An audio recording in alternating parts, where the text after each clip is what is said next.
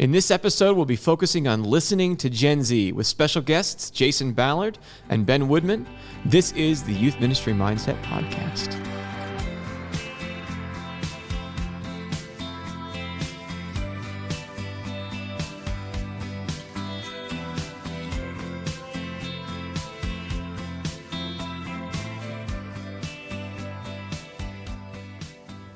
Hi, everyone. Welcome back to another episode of the Youth Ministry Mindset Podcast.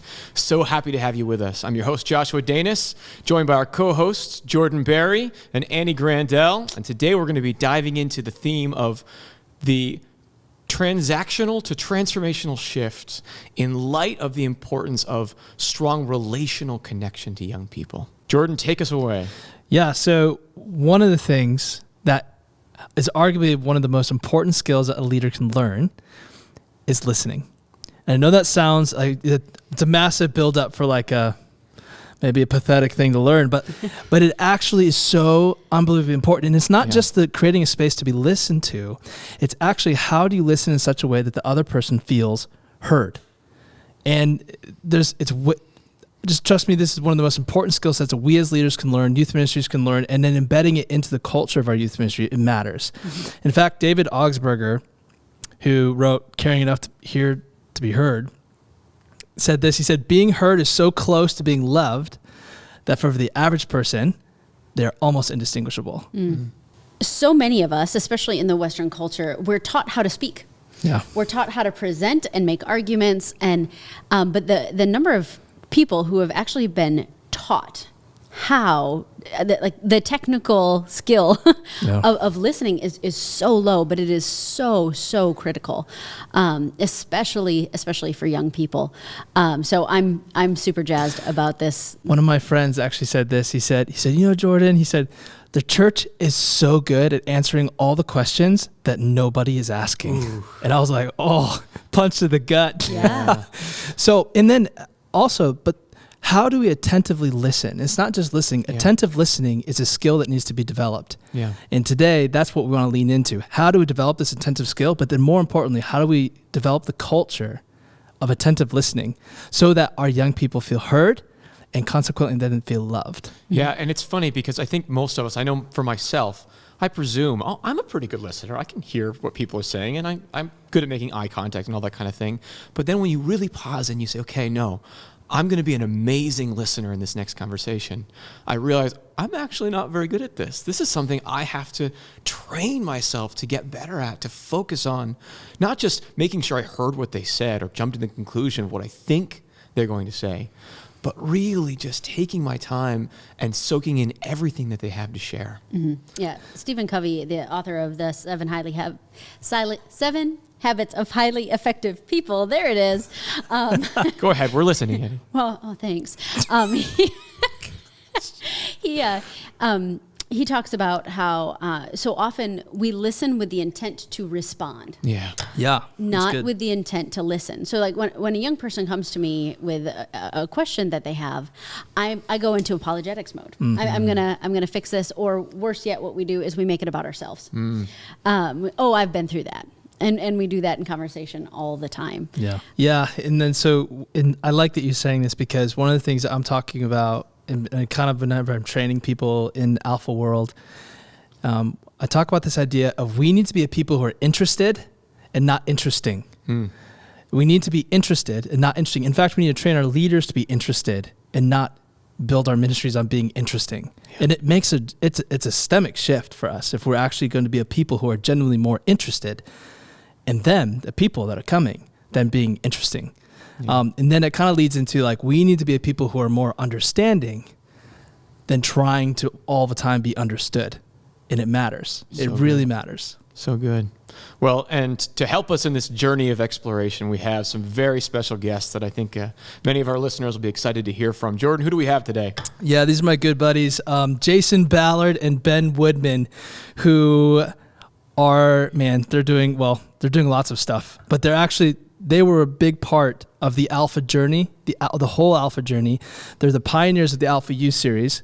Most people know them as the hosts, but we're going to ask them questions about this, but they actually helped pioneer a new way to reach Gen Z at 13 to 18-year-olds particularly, with this deep core concept of listening and creating environments of listening and making environments where people feel loved. So, yeah, these are my good friends, Jason Ballard and Ben Woodman. You guys know them, Alpha Youth Series hosts. And yeah, excited. Fantastic. Welcome to the show, Jason and Ben.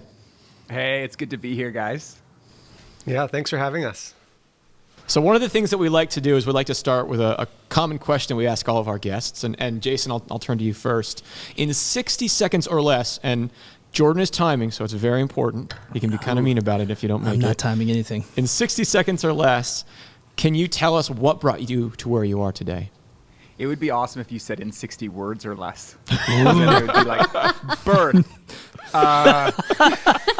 mentor. How much time did I take so far with that joke? That's 20 seconds, Jason. That was 20 seconds seconds. so far, I think. No, it doesn't count. Jokes buy you actually time, Jason. That's what I've learned in communication. But jokes buy you time. Yeah, I think there's the next episode of this podcast. They did listening. They're going to do like plan to protect, safe environment, and then they're going to do making good jokes that youth laugh at. That should be a whole episode. Right. It's hard. It is hard. Josh, what was the question? I don't even remember anymore. 60 seconds. 60 In 60 seconds. seconds or less, tell us what brought you to what you're doing today. Sure. Probably the most defining experience of my life that changed the trajectory to where I am today was in high school hosting a discussion group in my public high school near Vancouver with my friends who weren't followers of Jesus. And actually I was part of a prayer group that was ecumenical. So with Catholics and Protestants and mainline, it was like the whole gang was there. We'd pray on Wednesday mornings before school. And there's a dozen or so of us that meet each week. And then we started this discussion group after school for our friends that didn't follow Jesus or go to church. And it was so defining for me that when I was doing my undergraduate in business and English literature, planning to be an entrepreneur, to start businesses, to build content in that direction, I found myself being really drawn to ministry, and then naturally youth ministry, speaking at youth conference and events, and then spent a number of years as a youth pastor, leading ministries with Alpha. And then just recently we planted a church in the city of Vancouver. So I went from leading a youth ministry of a few hundred in the suburbs to now planting a church with a youth group that has 12 people in it. So for everyone listening, I know what it's like to be in a multi-staffed youth environment. I also know what it's like where we have right now in our church, we have staff, but no youth staff. So it's volunteer led. We just started running Alpha on Zoom because we're in the middle of the pandemic. And so I'm over 60 seconds. So back to you guys. But Ben, we got to get Ben. Oh, yeah. Well, for me, I think what brought me here in 60 seconds. Okay. I grew up in a church family, and my parents passed on faith to me. And my faith came alive, though, personally, when I was just graduating high school. And at that point, I started trying to include ministry, volunteering in youth ministries. I ended up becoming a youth pastor, and actually one of the people who was in my first youth group, the youth group that I made the most mistakes on, was Jason himself many years ago. So I was Jason's youth pastor, youth leader at that time. And then through that, I was kind of a partner to Jason in the journey as he's reaching out to his friends, leading a discussion group with his friends. He was learning a ton, and then I was learning a ton vicariously through him, and the team that was doing that with him. And through that, we've kind of partnered together, done a lot of ministry over the years, and joined up with Alpha to make the Alpha Youth Series originally in 2013, and then we redid it and released a newer version in 2017.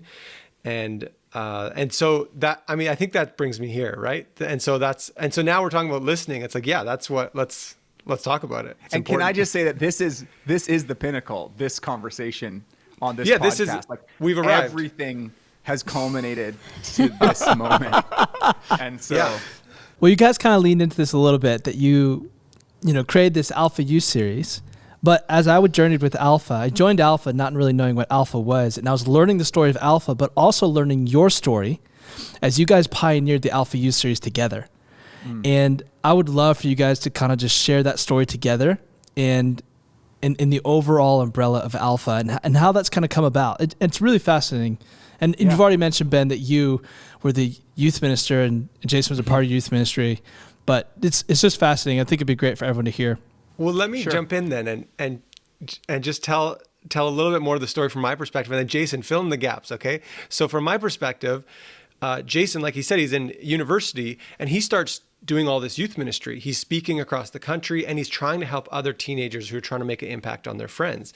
And I'm watching this, and we're doing some events together. We're speaking at different events and churches and youth groups.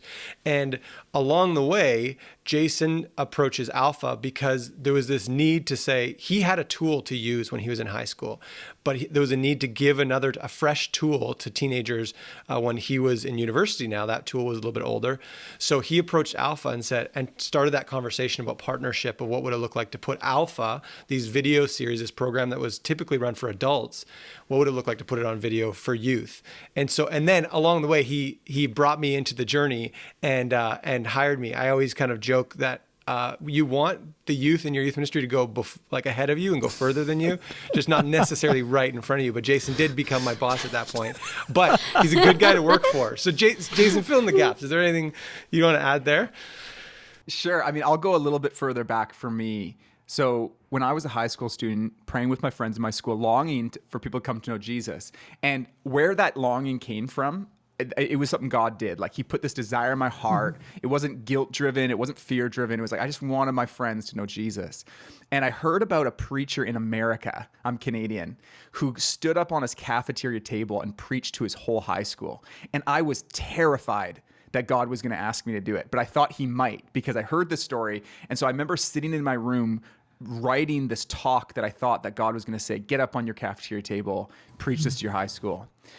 Fortunately, I never felt like I was supposed to stand up and preach that sermon. But I heard about a resource that was actually modeled after Alpha called Quest, and it was discussion based. And so it was a video series back then on VHS. Used to roll in this huge kind of cart into the foods room at our high school. Jordan, we'll explain that later, what a VHS is for you. I think I watched Salty or something on that, Come on. Adventures in Odyssey or something. Yeah, exactly. Anyway, so this discussion-based resource called Quest was modeled after Alpha, and it was essentially 20-minute talks that were filmed all over the world of a British guy going through the basics of the Christian faith. But then here's the cool part. The whole thing was designed around students getting to chat about it and listen. I remember hearing the training, and they said, don't answer everyone's questions. And that was such good news to me because I didn't have answers to every question. And I watched this in real time. I had friends who'd never been to church sitting in our school in the foods room having conversations about a very clear message that the speaker shared.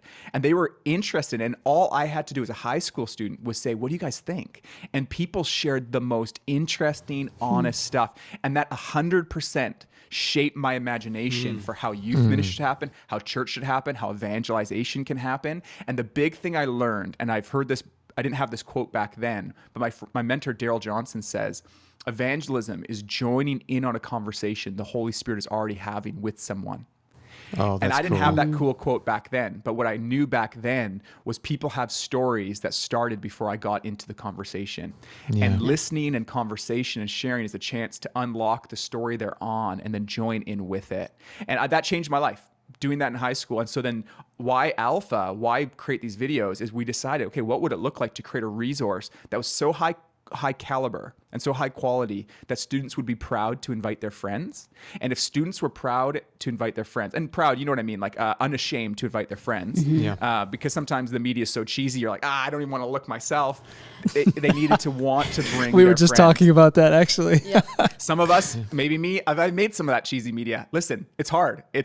But with Alpha, we wanted to make something so compelling that students would be proud to bring their friends and that anyone could run, whether it's an experienced seasoned youth pastor or a youth coordinator or a volunteer. When Ben and I were in Ireland, we got to tour a number of Catholic churches, and we met 60 and 70-year-old nuns who are leading Alpha youth for children and youth, and it was incredible, and they were having a positive experience. And so we thought to ourselves, we didn't have them in mind when we first made it. We thought, what would it look like for anyone to run it? But what we've seen is anyone can run it because you play the videos, Students are compelled by it. Your job, host the conversation. And So I good. think I would say too, it was very much inspired by this series Quest that Jason was doing with his friends at high school. We had seen it at a youth group. I said to Jason one night, we were visiting this other youth group that was running this program, and it was this discussion-based thing. And my part in the journey as the youth leader was, I said to Jason, "Oh, hey, you could run something like this in your high school," because he was already praying with his friends, and I could see he had that passion. And from that point, literally, I feel like that's all I did. And then he ran with it. And because of that format, then he and his friends, were able to be the group leaders, the discussion leaders, and they're able to say, "Oh, I don't know, good question," and what does anybody else think, rather than having to come up with all the answers. And talk a little bit about that, that empowerment and that feeling, Jay, and maybe some stories that happened along the way. Are you leading the interview now, Ben? This question I was, yeah. That was that one- good. No, that's good. That was That's a great actually- demonstration. The hosts were demonstrating listening so well that it just felt so respected. I felt like it opened up a space for me to talk a little bit more. That's kind of what happens, I guess, when people listen. Very well played. No, that's good. Actually, I feel like that question is where we wanted to go That anyway. actually is exactly where we were going to go. But yeah, it can be so freeing to not have to feel like we have all the answers. But I would love to hear. We would hope that we as Christians, that we as especially leaders striving to mentor to young people, when we listen to them, not only are they going to feel heard, but we're going to change because of what we hear. And so I would love to hear when you have made the decision to listen to young people, how has that impacted you? I remember being at this key moment leading our youth ministry. And it was bigger youth ministry, but we're feeling like, particularly like some of our older students were disengaged. A lot of people experience that. You might have, depending on the age breakdown, you might have the grade 7s and 8s at the front, super engaged, and then you might have the grade 11s and 12s at the back, kind of skeptical. And then worst case scenario, those grade 11s and 12s start to not show up, whatever it might be. And I don't know where this idea came from, but it's one of those ideas that is so obvious, but for some reason it came so slowly. But we were like scratching our heads. What should we do? Let's try this. Let's try this. Then we thought, why don't we just invite the grade 12 students to have pizza with us after school one day? And we're just going to ask them their experience with the youth group and what they think we could do to make it more engaging for them and their friends. And it was the most interesting experience because two things happened. One is we learned a ton. And listen, not every comment was helpful. Like some of the comments were like, because we're like, everyone listening, you're putting on the program, you're like, the thought you have is they're going to ask for something. They don't understand how complicated it is, and we're not allowed to do that. But some of those comments were there. If I responded to those in a defensive ways, it would have killed the conversation. Mm-hmm. So my job was, even when it's like, hey, you got this, these students don't understand the other dynamics, the budgets, the board, all that, the legalities. You don't go, "Oh yeah, we thought about that, but we'd like to. Yeah, thank you." No, you just say, "Thanks for sharing. What does anyone else think?" You know what I mean? And get over your need to defend. And this is the same with discipleship and evangelization. So just made it safe. And then eventually people started to tell the truth, and the most incredible ideas came. So we learned a ton. But the other thing is they became owners. So here's what was wild. We said, "What do you guys think we should do for games?" And they're so critical of our games. Like, the games are boring.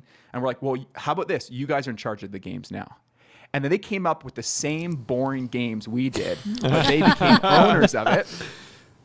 Some of their games were better than ours, but they became owners of it. And then when they were there in the room, they were participatory because they were owners in the idea, and then they set the culture. This is the same with discipleship and dialogue. Hey, present the ideas. I'm very for clear Bible teaching. Present it. In the case of Alpha, there's a 20-minute video. Great. Show it. Do the talk. Do those things. But then make a point where they can dialogue about it, because when they dialogue about it, they become owners. And when they feel safe to share their ideas, for some students, they've never had a chance. Like, we think about this one example in Alpha that Ben and I heard. We'd have students come up to us and we'd be like, "That was the best teaching we've ever heard on prayer." We know that's not true, because we've heard other teaching on prayer out there way better than our teaching on Alpha. But why are students saying that? Here's why. Because halfway through the video, it says, "Why do you think God doesn't always answer our prayers?" And then you pause the video, and then students share about it honestly. Their experience of unanswered prayer, their fear and uncertainty. And they experience a youth leader saying, this is safe for you to ask these questions. And then they start going, so, but why do you think he doesn't answer prayers? And the students go, well, I've never really thought about it, but maybe if God answered every prayer, that'd be impossible. Like, because some people are praying for different things. And like, actually, maybe the thing I want in the moment isn't actually what's best. And as a youth leader, you're like, yeah, that's what I've been telling you. No, but they need to learn this on their own. And so all of a sudden they go, yeah. And then all of a sudden it's like, oh, the reason why the issue of unanswered prayer is so hard for someone is because they have a story of unanswered prayer. And the moments they share that, and then they see a leader go, I'm so sorry, something like that happened to me too. It disarms the conversation. And so that's why students come and go, that was the best teaching I've ever heard on prayer. No, it wasn't the teaching. It was their part of the conversation. And so, man, you learn a ton, but it does something powerful for the students as well. How about you, Ben? How about me? What? What have you learned from taking the time to sit back and listen? What unexpected lessons have come from that for you? One of the things I notice right away is that it's hard to listen. And I'm constantly waiting to respond and give my idea. And I'm just, even when I'm like, I remember early in my days as a youth ministry, I was like, oh, minister, I realized it's really important to listen, but I was only listening enough to their story to know then how to teach them or say something or correct them. Like, oh, where are they wrong? So I can teach them what I really believe about the Bible and faith and, and so that was the first thing I learned. It's just so hard, and it's hard to get good at. I mean, that shows up in my friendships. It shows up in my marriage. Listening is such a key thing, and it's different than just waiting to say something. And it's different than, and because I want people to feel loved and respected, I learned early on kind of looking at them, some eye contact, some nodding, some like the pretense of active listening, but then actually learning it I found a lot more challenging. So I'm still, a learner. Like maybe I could say I got my, in BC where we get our driver's license, you get like an L, like a learner's license. So I still have my L when it comes to being a good listener.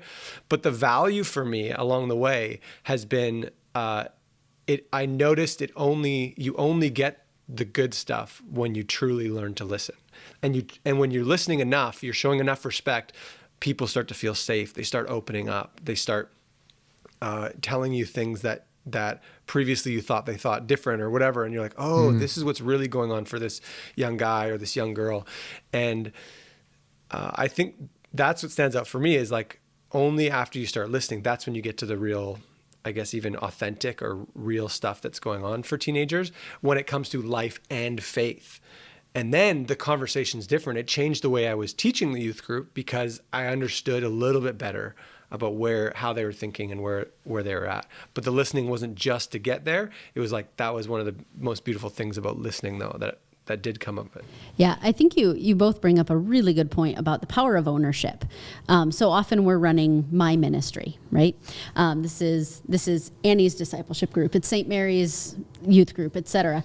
But when we listen, we invite them into that process, and it can be as simple as, hey, what topic do you guys want to talk about next? Instead of me pushing through the calendar, what are you interested? We're answering questions that they're not they're not asking. You were talking just there, Ben, about what you've learned from listening to people, young people in particular. In this generation, in Gen Z, this emerging generation of teenagers, what is something that you have learned by listening to them that you didn't know before?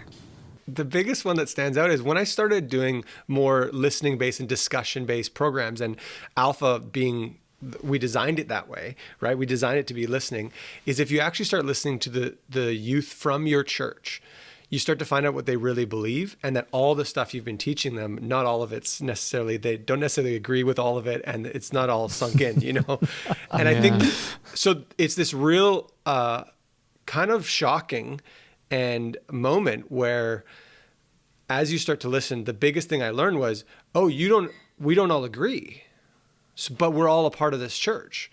Or there's, like I'm looking at the teens who are part of my youth group, and I'm like, oh, you think things differently than I've been teaching for the last however many years. Mm-hmm. And that's a big eye opener then. So it then helps you just go, oh, okay. You just think about the group a little bit differently. You realize the diversity and that everyone's on this journey. And you do see their beliefs change over time, but you only, the biggest thing I learned was, not everyone's at the same spot in their journey, and they need different things at different times. So it becomes a more personal relationship rather than just transactional. I'm going to show up, unscrew the top of your head, pour in the content, the teaching content that you need to have, and then screw it back up and your head and put it back on and send you home, It's a visceral image. Goose got graphic. Well, Jason, I remember you sharing a story about the power of a journey actually happening in a pretty radical way from somebody being listened to. Can you unpack for us what that was like for you? I think you're referring to just a really formative experience back in high school. Was a friend who came on these weekly after-school discussion groups we had called Quest, and she watched the video. And in week one, we're talking about God and is God real or something. I don't know how it came up. And she said, no, I don't believe God is real because that's dumb. And so I said, no, you're dumb. No, I'm just kidding. You don't say that. That's not what you're supposed to do, Annie. You know that. Now I do, because I was listening. Yeah, exactly. So fortunately, I remembered the training, and this wasn't intuitive as a student to go, but I remember the training said, hey, thank them so much for sharing, and don't feel like you need to answer every question. Because my instinct, I think, growing up in church was I need to now give a defense for why God allows evil to happen. So I said, thank you so much for sharing. I'm so sorry. She shared, sorry, that was later. So sorry. She said, it's dumb. She said, that's dumb. And I said, what does anyone else think?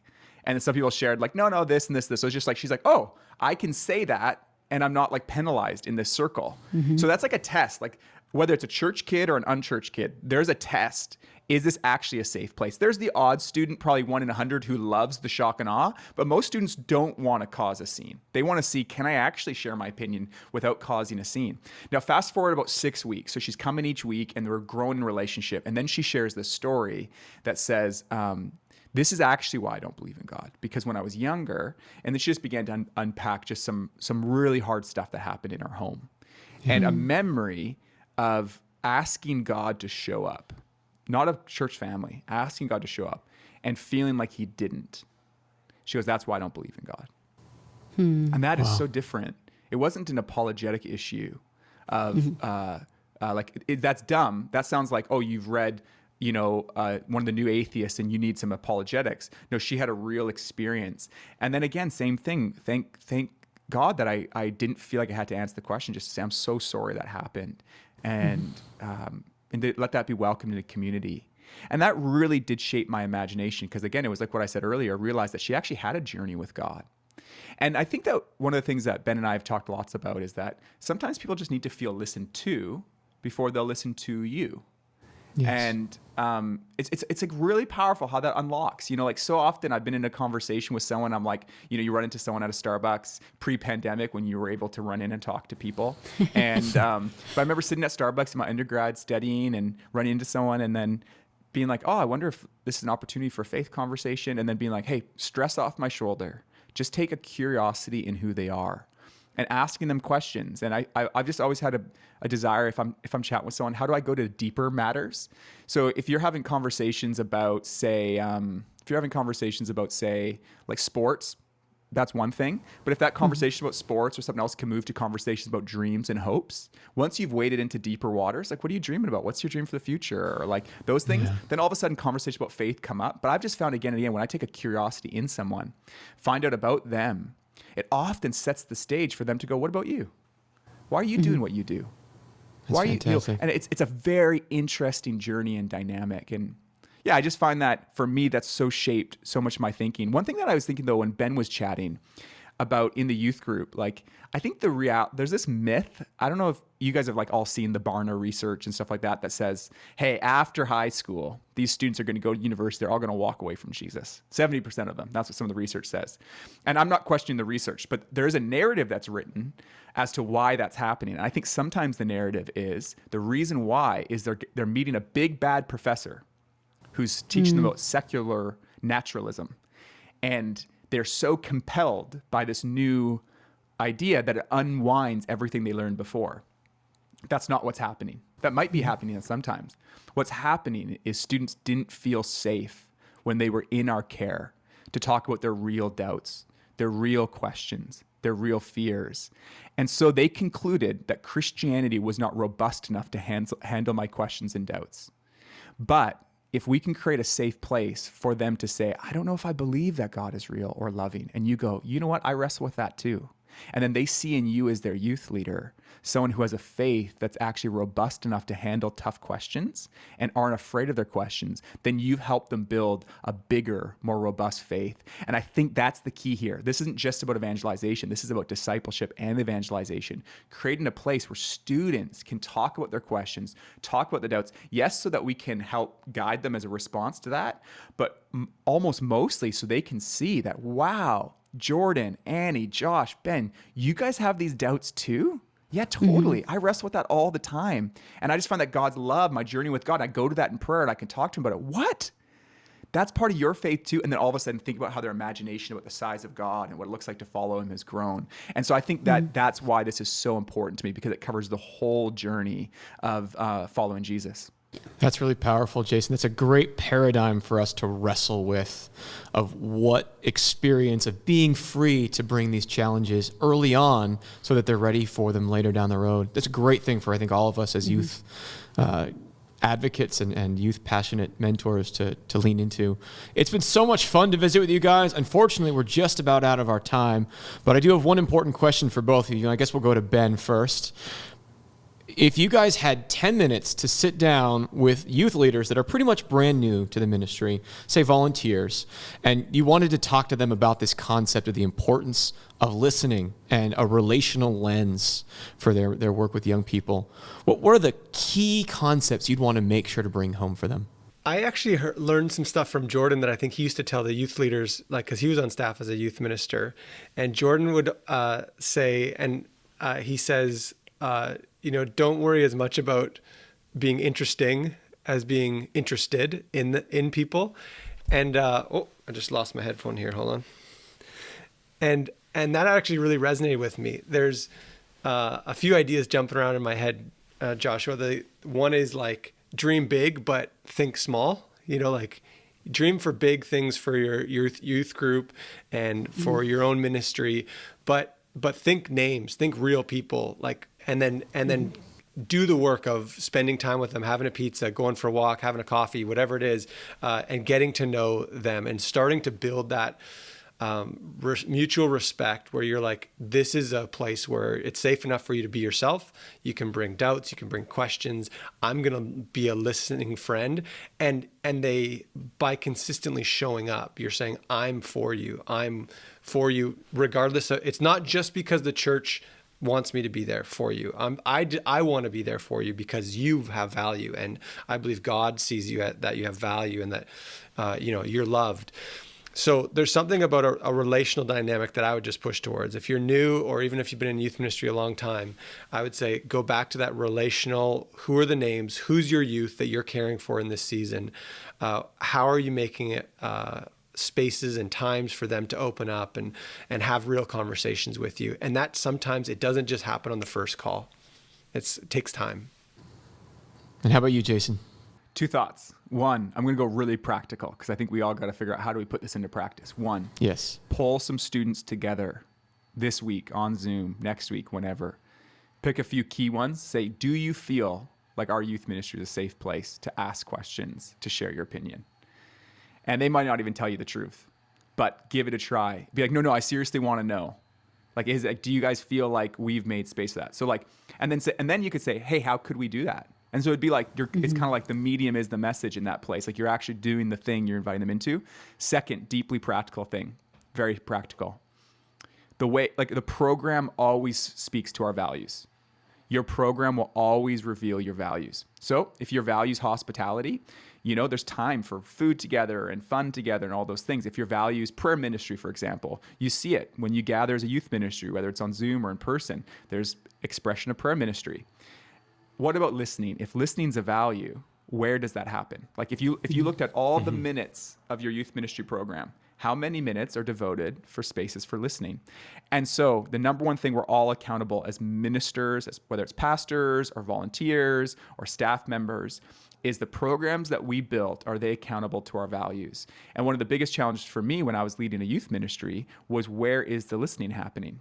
So we had all this dream of small groups, but we actually decided that every single time we gathered, there would be small enough groups where people could be heard. And we took that from 5 minutes to 10 minutes, eventually to 30 minutes. And we grew a culture where that was happening. So every single time we gathered, there was discussion.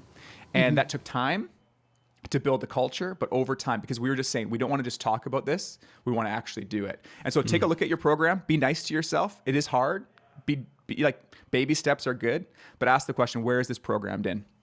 Thank you so much, Jason and Ben. It's been such a pleasure to have this time with you guys. Would love to hear from you, Annie. What were your big takeaways from the conversation today? So many. I mean, where do you start? I mean, for starters, one of the things we didn't talk about was, I mean, here's two guys who are known for creating content, right? They're the guys who are the hosts. They're funny. And here they are telling us, stop talking. That's such a powerful message for me to hear, and I think for all of our leaders. And it was so in line. While they're the hosts of Alpha Youth, it's so in line with what we're about with YDisciple. With YDisciple, what we're trying to do is create tools so young people can have a chance to be known and loved and cared for. That it's not about the tool. The tool gives the average leader, whether they be young or old, the space to do that, to listen. And I mean, I could go on and on, but I was also really struck by their talk of ownership. That listening invites young people into the ministry in a powerful way and gives them ownership of what we're doing. Yeah, there were a lot of secondary benefits to the power of listening that I hadn't anticipated before. I knew that if you listen, young people are going to appreciate that. They want to be heard. And so if we create a space to listen to them, they're going to appreciate that, and it's going to build a rapport and a relationship, and that's great. I didn't realize that when we listen, or I hadn't thought about the fact that when we listen, it's actually a kind of cooperation with the Holy Spirit. I knew that about myself. I knew that every person that I'm interacting with is kind of a way that the Holy Spirit is speaking to me and engaging in conversation with me to draw me towards the heart of the Father. I didn't realize that simply by creating that space for young people, by our listening to them, we are cooperating with the work of the Holy Spirit, that we are empowering them to more, and on top of all that, we are being changed by the way that we are listening. That's good. So many secondary benefits that come out of making this intentional decision to listen. And then we started this podcast by saying attentive listening is probably one of the most important skill sets that you can learn as a leader. And if we just make it really practical, I just want to give 5 questions that leaders can ask when they're in a conversation, and then they can equip their leaders to ask. So the first question is, you're talking to have a conversation, and then someone says something, and they say, "Oh, wow." The question is, what did you do in that situation? Or what did you do with that? Now, all of a sudden, it gets them to it engages the conversation a little more. What did you do? Then the second thing you can ask is, what did you do? Then it's, what did you say when that happened? Let's say, some fight broke out, some epic moment in the family just made, and then you could ask a student, like, what did you say right then?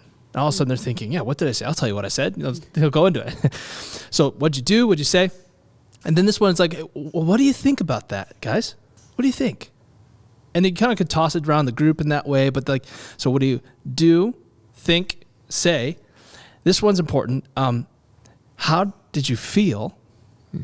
That's important because the feelings matter, the emotions matter. How did that make you feel? Or how do you guys feel about this?